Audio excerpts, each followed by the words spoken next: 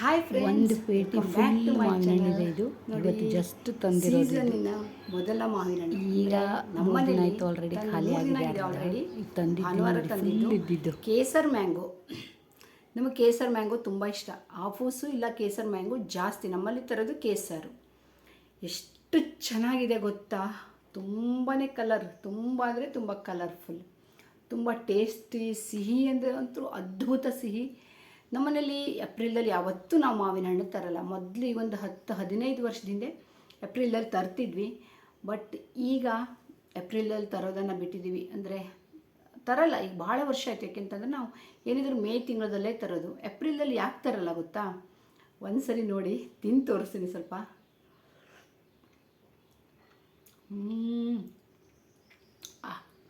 ತುಂಬ ಅಂದರೆ ತುಂಬ ತುಂಬ ಸಿಹಿದೆ. ತಿಂತಾಯಿದ್ರೆ ಆರಾಮಾಗಿ ಒಂದು 2 ಹಣ್ಣು ಆರಾಮ್ ತಿಂದುಬಿಡೋಣ ಅನಿಸುತ್ತೆ, ಅಷ್ಟು ಚೆನ್ನಾಗಿದೆ. ನಮ್ಮನೇಲಿ ಭಾನುವಾರ ತಂದ ಮೇಲೆ ಅವತ್ತು 4 ಹಣ್ಣನ್ನು ನಾನು ಕಟ್ ಮಾಡಿ ಹೀಗೆ ತಿಂದ್ವಿ ನಾವು. ನೆಕ್ಸ್ಟ್ ಡೇನೂ ಹಾಗೆ. ಅವತ್ತಿಂದ ನಾನು ನಿಮಗೆ ತೋರಿಸ್ಬೇಕು ಅಂತ ಆಗಲೇ ಇಲ್ಲ. 1 kg 2 kg 3 kg ತರಲ್ಲ, ಒಂದೇ ಸರಿ ಬಾಕ್ಸಲ್ಲಿ 9.5 kg ಇತ್ತು. ಕೇಸರು ಜಾಸ್ತಿ ತರೋದು ಈ ಸೀಸನಲ್ಲಿ. ಮೇ ತಿಂಗಳಲ್ಲೆಲ್ಲ ಕೇಸರು ಭಾಳ ಚೆನ್ನಾಗಿರುತ್ತೆ ಈ ಕಡೆ, ಅದಕ್ಕೆ ನಾವು ಕೇಸರೇ ಜಾಸ್ತಿ ತರೋದು. ಆಮೇಲೆ ಜೂನು ಇನ್ನೇನು ಕೇಸರ್ ಸೀಸನ್ ಮುಗಿಯುತ್ತಲ್ವ, ಆವಾಗ ಬೇರೆ ಬೇರೆ ಹಣ್ಣನ್ನು ತರ್ತೀವಿ. ಇನ್ನು ಮೇ ಜೂನ್ ಎಂಡ್ವರೆಗೂ ನಮ್ಮ ಮನೇಲಿ ಮಾವಿನ ಹಣ್ಣು ತಪ್ಪಲ್ಲ, ಒಂದಿನೂ ತಪ್ಪಲ್ಲ. ನಮಗೆ ಮಾವಿನ ಹಣ್ಣು ಇಲ್ಲ ಅಂದರೆ ಏನೋ ಒಂದು ಮಿಸ್ ಮಾಡ್ದಂಗೆ, ಏನೋ ಒಂದು ಕಳ್ಕೊಂಡಂಗೆ ಆಗುತ್ತೆ. ತುಂಬ ಚೆನ್ನಾಗಿದೆ ಗೊತ್ತಾ.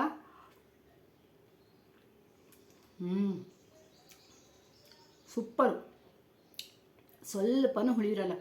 ಏನು ಗೊತ್ತಾ, ಇದು ಆರಾಮಾಗಿ ಒಂದೊಂದು ಪೀಸ್ ತಿನ್ಕೋತ ನಿಮ್ಮ ಹತ್ರ ಮಾತಾಡ್ತೀನಿ. ಮೊನ್ನೆ ಭಾನುವಾರ ತಂದ್ವಿ. ಭಾನುವಾರ ಸಂಜೆಗೆ ಅದು ತಂದಿದ್ದ ದಿನ ಏನಿರುತ್ತೆ ಅಂತಂದರೆ ಬಾಕ್ಸಲ್ಲಿ ಅದು ಸ್ವಲ್ಪ ಕೆಲವೊಂದು ಹಣ್ಣು ಗಟ್ಟಿ ಗಟ್ಟಿ ಇರುತ್ತೆ. ಕಲರ್ ಬರಬೇಕು, ಚೆನ್ನಾಗಿ ಕೇಸರ್ ಕಲರ್ ಬರಬೇಕು, ಆವಾಗಲೇ ತಿನ್ನೋಕ್ಕೆ ಚೆನ್ನಾಗಿರುತ್ತೆ. ಭಾನುವಾರ ಸ್ವಲ್ಪ ಒಂದೊಂದು ಹಣ್ಣು ಸ್ವಲ್ಪ ಹುಳಿ ಇತ್ತು. ಅದಾದಮೇಲೆ ನೆಕ್ಸ್ಟ್ ಡೇ ತುಂಬ ಚೆನ್ನಾಗಿತ್ತು. ಅಂದರೆ 4 ಹಣ್ಣು ಕಟ್ ಮಾಡಿದ್ವಿ, 4 ಹಣ್ಣು ಸ್ವೀಟಾಗಿತ್ತು. ಆಮೇಲೆ ನಿನ್ನೆ ಶ್ರೀಕರಣಿ ಮಾಡಿದ್ದೆ, ಅದು ಅದ್ಭುತ ಸಿಹಿ. ಸಕ್ಕರೆ ಅಂತೂ ಇಷ್ಟೇ ಸಕ್ಕರೆ ನೀವು ಹಾಕಿ, ಬೆಲ್ಲ ಹಾಕ್ತಿರೋ ಸಕ್ಕರೆ ಹಾಕ್ತಿರೋ. ನಮ್ಮಲ್ಲಿ ಸ್ವಲ್ಪ ಬೇರೆ ಥರ ನಾವು ಮಾಡೋದು ಶ್ರೀಕರಣಿನ. ಅಂದರೆ ಅದು ಮಿಕ್ಸಿಯಲ್ಲಿ ಜ್ಯೂಸ್ ತೆಗೆಯೋದು ಆ ಥರ ಮಾಡಲ್ಲ, ಸಣ್ಣದಾಗಿ ಹೆಚ್ಚಿ ಎಲ್ಲ ಮಾಡ್ತೀವಿ. ಸಕ್ಕರೆ ಅಂತೂ ಇಷ್ಟು ಸ್ವಲ್ಪ ಸಾಕಾಗುತ್ತೆ. ಆಲ್ರೆಡಿ ಇದೆ ತುಂಬ ಸಿಹಿ ಇರುತ್ತೆ, ಈಗ ಸಕ್ಕರೆ ಹಾಕಲಿಲ್ಲ ಅಂದ್ರೂ ಸಾಕಾಗುತ್ತೆ, ಅಷ್ಟು ರುಚಿ ಇರುತ್ತೆ ಕೇಸರಿ ಮಾವಿನ ಹಣ್ಣು. ಆಪೂಸ್ ಥರನೇ, ಆಪೂಸ್ ಹೇಗೆ ನೋಡಿ ತುಂಬ ಸಿಹಿಯಾಗಿರುತ್ತೆ, ಅದೇ ಥರನೇ. ಆಮೇಲೆ ಇವತ್ತಂತೂ ಎಷ್ಟು ಕಲರ್ ಬಂದಿದೆ, ಏನು ಘಮ ಘಮ ಘಮ ಅಂತ ಪರಿಮಳ, ಮನೆಯೆಲ್ಲ ಘಮ ಘಮ ಅಂತ ಬರುತ್ತೆ ಗೊತ್ತಾ. ಇಡೀ ಮನೆ ತುಂಬ ಕೇಸರಿ ಮಾವಿನ ಹಣ್ಣಿಂದು ವಾಸನೆ. ಯಾವುದೇ ಮಾವಿನ ಹಣ್ಣಾಗಲಿ ಅಷ್ಟು ಮಾವಿನ ಹಣ್ಣಿನ ಪರಿಮಳನೇ ಹಾಗೆ. ಮಾವಿನ ಹಣ್ಣು ಯಾರಿಗೆ ಇಷ್ಟ ಇಲ್ಲ ಹೇಳಿ, ಎಲ್ಲರಿಗೂ ಇಷ್ಟ ಆಗುತ್ತೆ. ಎಲ್ಲರ ಮನೇಲೂ ಈಗ ತಂದ್ಕೊಂಡು ತಿಂತೀರಾ, ಬೇರೆ ಬೇರೆ ವೆರೈಟಿ ಹಣ್ಣನ್ನು ತರ್ತೀರಾ.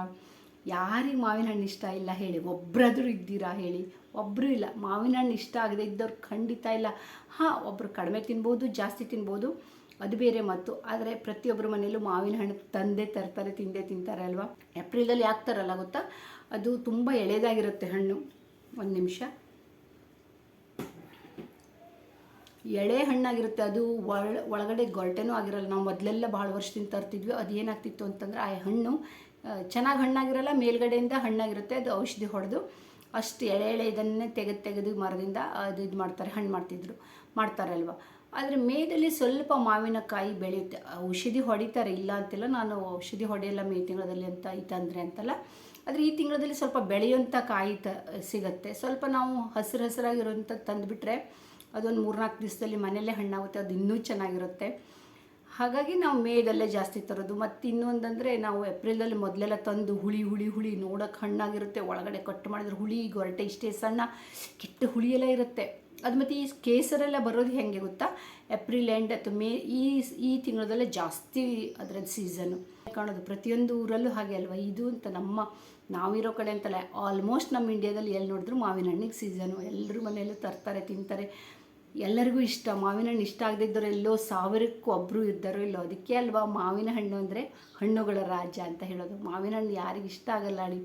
ವೆರೈಟಿ ಹಣ್ಣುಗಳು ಎಷ್ಟೊಂದು, ಹಾಪೂಸು, ಕೇಸರು, ಬಾದಾಮ್ ಪುರಿ, ಆಮೇಲೆ ರಸಪುರಿ, ಮಲಗೋವ, ಇನ್ನೂ ಬಹಳಷ್ಟು, ದಸೇರಿ, ಆಮೇಲೆ ಲಂಗಡ, ಬೆಂಗನಪಲ್ಲಿ, ಮಲ್ಲಿಕ, ಹೀಗೆ ಇನ್ನೂ ಹಲವಾರು ಮಾವಿನ ನಮ್ಮಲ್ಲೆಲ್ಲ ಒಂದು ಮನೆ ಮರದಲ್ಲೇ ಬರ್ತಿತ್ತು. ಈ ಮರದಿಂದ ಕೊಯ್ದು ಅದನ್ನು ಹಣ್ಣು ಹಾಕ್ತಿದ್ವಿ. ತುಂಬ ಚೆನ್ನಾಗಿ ಹಣ್ಣಾಗ್ತಿತ್ತು, ಸ್ವೀಟ್ ಇರ್ತಿತ್ತು. ಆದರೆ ಅದು ಕಡೆಗೆ ಏನಾಗುತ್ತೆ, ನಮ್ಮೂರ ಕಡೆ ಎಲ್ಲ ಮನೆಯಲ್ಲಿ ಮರದಲ್ಲೇ ಬೆಳೆದಿರೋದು ಹುಳ ಆಗಕ್ಕೆ ಸ್ಟಾರ್ಟ್ ಆಗ್ಬಿಡುತ್ತೆ. ಇದೇ ಪ್ರಾಬ್ಲಮ್ ಹಳ್ಳಿ ಕಡೆ ಎಲ್ಲ ಬೆಳೆದಿದ್ದು ಗೊತ್ತಾ. ಅದಕ್ಕೆ ಔಷಧಿ ಹಾಕ್ತಾರೇನೋ ಹಾಳಾಗಬಾರ್ದು ಅಂತಲೂ ಒಂದಿರುತ್ತೆ.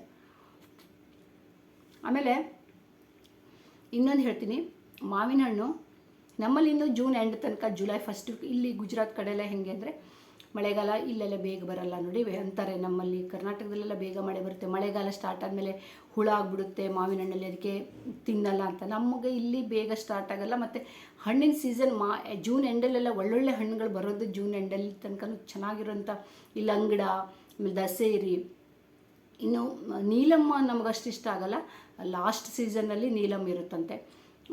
ಇದೆಲ್ಲ ಬರೋದು ಏನು ಲಂಗಡ ಅಥವಾ ದಸೇರಿ, ಮತ್ತು ಯು ಪಿ ಕಡೆಯಿಂದ ಇನ್ನೊಂದು ಬರುತ್ತೆ, ಅವೆಲ್ಲ ಒಂಥರ ಬಹಳ ಚೆನ್ನಾಗಿರುವಂಥದ್ದು. ಅದು ಸ್ವಲ್ಪ ಲೇಟಾಗೇ ಬರೋದು, ಜೂನ್ದಲ್ಲಿ ಬರುತ್ತೆ. ಮಾವಿನ ಹಣ್ಣು ವರ್ಷದಲ್ಲಿ ಒಂದು ಸರಿ ಬರುವಂಥ ಸೀಸ್ನಲ್ ಫ್ರೂಟ್. ಅಂದರೆ ವರ್ಷದಲ್ಲಿ ಒಂದು ಸರಿ ಬರುತ್ತೆ, ಒಂದು 2-3 ತಿಂಗಳ ಇದ್ದು 3 ತಿಂಗಳ ತನಕ ಇದ್ದು ಎಲ್ಲರಿಗೂ ಖುಷಿ ಕೊಟ್ಟು ಹೋಗುತ್ತೆ. ಮಾವಿನ ಹಣ್ಣು ವರ್ಷಕ್ಕೊಂದು ಸರಿ ಬಂದರೂ ಎಲ್ಲರೂ ಕಾಯ್ತಾ ಇರ್ತಾರೆ, ಇನ್ನು ಮುಂದಿನ ವರ್ಷ ಯಾವಾಗ ಬರುತ್ತೆ ಮಾವಿನ ಹಣ್ಣು, ಯಾವಾಗ ತಿಂತೀವಿ ಅಂತ ಅಷ್ಟು ವೆಯ್ಟ್ ಮಾಡ್ತೀವಿ.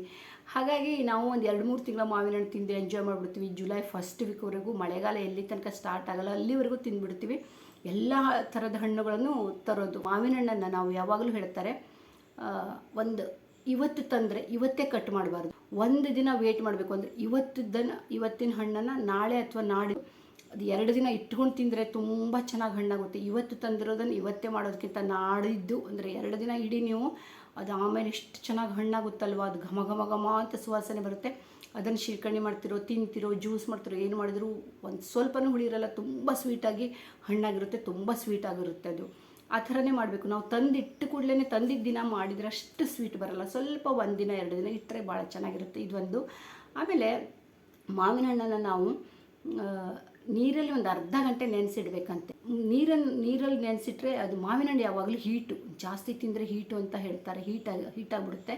ಸೊ ನಾವು ಏನು ಮಾಡಬೇಕು ಅಂತಂದರೆ ಒಂದು ಅರ್ಧ ಗಂಟೆ ನೀರಲ್ಲಿ ನೆನೆಸಿಟ್ರೆ ಮಾವಿನ ಹಣ್ಣಲ್ಲಿರುವ ಒಂದು ಹೀಟಿನ ಒಂದು ಅದೇನು ಕ್ವಾಲಿಟಿ ಗುಣ ಅದು ಕಡಿಮೆ ಆಗುತ್ತೆ. ನೀರಲ್ಲಿ ಮೊದಲು ಒಂದು ಅರ್ಧ ಗಂಟೆ ನೆನೆಸಿಟ್ಟು ಚೆನ್ನಾಗಿ ತೊಳೆದುಬಿಟ್ರೆ ಅದು ಮಾವಿನ ಹಣ್ಣಿನ ಒಂದು ಹೀಟಿನ ಅಂಶ ಕಡಿಮೆ ಆಗುತ್ತೆ, ತುಂಬ ಹಂತದಲ್ಲಿ ಕಡಿಮೆ ಮಾಡುತ್ತೆ. ನಾನು ಎಲ್ಲೋ ಒಂದು ಗೂಗಲಲ್ಲೆಲ್ಲ ಓದಿದ್ದೆ, ಬಹಳ ನಾನು ಹಾಗೆ ಮಾಡ್ತೀನಿ. ಸ್ವಲ್ಪ ಮಾವಿನ ಹಣ್ಣು ಸೀಸನಲ್ಲಿ ನಾವು ಜಾಸ್ತಿ ತಿಂತೀವಿ, ಹೀಟಾಗುತ್ತೆ. ಆಮೇಲೆ ಮಾವಿನ ಹಣ್ಣು ತುಂಬ ನಿದ್ದೆನೂ ಬರುತ್ತೆ ಒಂಥರ. ಮತ್ತು ಜಾಸ್ತಿ ತಿಂದಾಗ ನೋಡಿ ನಿಮಗೂ ಅನುಭವ ಆಗಿರ್ಬೋದು, ಮಾವಿನ ಹಣ್ಣು ಜಾಸ್ತಿ ತಿಂದರೆ ಹೀಟ್ ಆಗೋದು ಗ್ಯಾರಂಟಿ ಇದು. ಆದರೆ ಈ ಥರ ನೀರಲ್ಲಿ ನೆನೆಸಿಟ್ರೆ ಎಷ್ಟೋ ಒಂದು ಹಂತದಲ್ಲಿ ಅದು ನಮ್ಮ ಬಾಡಿನ ಹೀಟ್ ಮಾಡೋದು ಕಡಿಮೆ ಮಾಡುತ್ತೆ, ಇದು ಗ್ಯಾರಂಟಿ ಹೌದು. ನಾನು ಹಾಗಾಗಿ ಒಂದು ಅರ್ಧ ಗಂಟೆ ಮೊದಲೇ ನೀರಲ್ಲಿ ನೆನೆಸಿಟ್ಬಿಡ್ತೀನಿ. ಸೊ ಮಾವಿನ ಹಣ್ಣಿನ ಬಗ್ಗೆ ಅಂತೂ ಇಷ್ಟು ನನಗೆ ಗೊತ್ತಿರೋದು ಹೇಳ್ತೀನಿ. ಅದಕ್ಕಿಂತ ಸೀಸನಲ್ ಫ್ರೂಟು, ಇದನ್ನು ತಿಂದೇ ಇರಬಾರ್ದು, ತಿಂದುಬಿಡಬೇಕು. ಯಾರಿಗೆ ಇಷ್ಟ ಆಗಲ್ಲ ಅವರು ಸ್ವಲ್ಪ ಆದರೂ ತಿನ್ನಿ. ಮಾವಿನ ಹಣ್ಣು ಇಷ್ಟ ಆಗಲ್ಲ ಅಂತಿರಲ್ಲ, ಕೆಲವೊಬ್ಬರಿಗೆ ಇದೇ ಹಣ್ಣು ತಿನ್ನಬೇಕು, ಮಾವಿನ ಹಣ್ಣಲ್ಲಿ ಇದೇ ಕ್ವಾಲಿಟಿ ಹಣ್ಣು ತಿನ್ನಬೇಕು, ನಾನು ಬೇರೆ ಯಾವ ಹಣ್ಣು ತಿನ್ನಲ್ಲ ಅನ್ನೋರು ಇರ್ತಾರೆ. ಎಲ್ಲ ಹಣ್ಣು ಟೇಸ್ಟ್ ನೋಡಿ, ಎಲ್ಲದನ್ನು ಸ್ವಲ್ಪ ತಿಂದು ನೋಡಿ. ಒಂದೇ ಕ್ವಾಲಿಟಿದು ಈಗ ಹಾಪೂಸು ಅಥವಾ ಈ ಕೇಸರಿ ಇದನ್ನೇ ತಿಂತೀನಿ ಅಂತ ಹೇಳಬೇಡಿ. ಎಲ್ಲ ಹಣ್ಣು ನಿಮಗೆ ಯಾವ್ದು ಇಷ್ಟ ಆಗುತ್ತೆ ತಿನ್ನಿ, ನಿಮ್ಮ ಬಾಡಿಗೆ ಸೂಟ್ ಆಗುತ್ತೆ ಅಂತ ಖಂಡಿತ ತಿನ್ನಿ. ಕೆಲವೊಬ್ಬರಿಗೆ ಬಾಡಿಗೆ ಸೂಟ್ ಆಗಲ್ಲ ಅಂತ ಹೇಳ್ತಾರೆ. ನಾನು ನಿಮಗೆ ತೋರಿಸ್ತೀನಿ ಬಾಕ್ಸಲ್ಲಿ ಎಷ್ಟು ಹಣ್ಣು. ಫುಲ್ಲು ಒಂದು ಬಾಕ್ಸ್ ಇತ್ತು, ಅದರಲ್ಲಿ ಆಲ್ರೆಡಿ ಈಗ ಸುಮಾರು ಒಂದು ಅರ್ಧದಷ್ಟಂತೂ ಖಾಲಿಯಾಗಿದೆ. ದೊಡ್ಡ ಇಷ್ಟು ಮಾವಿನ ಹಣ್ಣು ಇತ್ತು, ಈಗ ಫುಲ್ ಇತ್ತು ಗೊತ್ತಾ, ಇಲ್ಲಿವರೆಗೂ ಇತ್ತು. 20ರಿಂದ 22 ಹಣ್ಣು ಏನೋ ಎಷ್ಟೋ ಖಾಲಿ ಮಾಡಿದ್ದೀನಿ ನಾನು. 9.5 kg ಬರುತ್ತೆ. ಕೇಸರು ಇದು ಪ್ಯೂರ್ ಇದೆ ಗೊತ್ತಾ, ಸಖತ್ತಾಗಿ ಎಷ್ಟು ಚೆನ್ನಾಗಿದೆ ಇದು. ಇನ್ನೊಂದು ನಮ್ಮನೇಲಿ ಇನ್ನೊಂದು 4-5 ದಿನ ಬರುತ್ತೋ ಇಲ್ವೋ ಗೊತ್ತಿಲ್ಲ. ಇದು ಹೀಗೆ ಈ ಥರ ಕಲರ್ ಬರಬೇಕು. ಒಂದೊಂದು ಒಳ್ಳೆ ಸಖತ್ ಕಲರ್ ಬಂದಿದೆ. ಫುಲ್ ಇಡೀ ಇದು ಇದೆಲ್ಲ ಹಿಂಗೆ ಹಸಿರು ಇದೆಯಲ್ಲ, ಸ್ವಲ್ಪ ಗ್ರೀನ್ ಕಲರ್ ಇದೆ. ಇದಿನ್ನೂ ಕಲರ್ ಬಂದರೆ ನಾಳೆ ಇನ್ನೂ ಚೆನ್ನಾಗಿ ಹಣ್ಣಾಗುತ್ತೆ. ಫುಲ್ಲು ಸಿಹಿಯಾಗಿರುತ್ತೆ ಇದು. ಇಲ್ಲಿ ಹೆಂಗೆ ಕಲರ್ ಇದೆ ನೋಡಿ, ಇಲ್ಲೂ ಹೀಗೆ ಬಾಡಿ ಫುಲ್ ಹೀಗೆ ಹಣ್ಣು ಇಡೀ ಹಣ್ಣು ಕಲರ್ ಬರಬೇಕು. ಆವಾಗ ಅದು ತಿನ್ನೋದಕ್ಕೆ ಇನ್ನೂ ಚೆನ್ನಾಗಿರುತ್ತೆ ಯಾವುದೇ ಮಾಡಿದ್ರು. ಇವೆಲ್ಲ ಸ್ವಲ್ಪ ಕಟ್ ಮಾಡ್ಬೋದು, ಅಷ್ಟು ಚೆನ್ನಾಗಿದೆ ಇದು. ಹೀಗೆ ಕೆಲವೊಂದಷ್ಟು ನೋಡಿ ಕಟ್ ಮಾಡಬೇಕಾಗುತ್ತೆ. ಇದಿನ್ನೂ ಗಟ್ಟಿ ಇದೆ ಮತ್ತು ಸ್ವಲ್ಪ ಹಸಿರಿದೆ ನೋಡಿ. ಇದನ್ನು ನಾವು ಹೀಗೆ ನೀರಲ್ಲಿ ಹಾಕಿಟ್ಕೊಂಡು ಒಂದು ಅರ್ಧ ಗಂಟೆ ನೀರಲ್ಲಿ ಹಾಕಿಟ್ರೆ ಚೆನ್ನಾಗಿ ಇದು ನೋಡಿ ಫುಲ್ ಕಲರ್ ಬಂದಿದೆ, ಇದು ಚೆನ್ನಾಗಿದೆ. ಕಟ್ ಮಾಡಿದರೆ ಇವತ್ತೇ ರಸಾಯನ ಮಾಡ್ಬೋದು. ಯಾವ ಹಣ್ಣು ಇಷ್ಟ ಮಾವಿನ ಹಣ್ಣಿನಲ್ಲಿ ಅಂತ ಹೇಳಿ, ಇಷ್ಟ ಆದರೆ ಒಂದು ಲೈಕ್ ಮಾಡಿ. ಫಸ್ಟ್ ಟೈಮ್ ನನ್ನ ಚಾನಲಿಗೆ ಬಂದಿದ್ದರೆ ಸಬ್ಸ್ಕ್ರೈಬ್ ಮಾಡ್ಕೊಂಡು ನೋಡಿ. ಸಕ್ಕತ್ತಿದೆ ಅಲ್ವಾ ಮಾವಿನ ಹಣ್ಣು. ಇದು ಒಂದು ಸರಿ ಮಾಡಿದರೆ ಇಷ್ಟು ಜ್ಯೂಸು ಇದಕ್ಕೆಲ್ಲ ಬೇಕಾದಂಗೆ ರಸಾಯನ ಅಥವಾ ಶೀಕರಣೆಗೆ ಇಷ್ಟು ಬೇಕಾದಂಗೆ ಸಾಕಾಗುತ್ತೆ. 4 ಹಣ್ಣು ಮಾಡಿದ್ರೂ ಬೇಕಾದಾಗೆ ಸಾಕಾಗುತ್ತೆ. 4 ಜನರಿಗೆ ತುಂಬ ಆಗುತ್ತೆ. ನಮ್ಮಲ್ಲಿ ಸ್ವಲ್ಪ ನಾವು ಬೇರೆ ಡಿಫ್ರೆಂಟಾಗಿ ಮಾಡ್ತೀವಿ. Okay, bye friends. ಮತ್ತೆ ಸಿಗೋಣ ಇನ್ನೊಂದು ವೀಡಿಯೋದೊಂದಿಗೆ.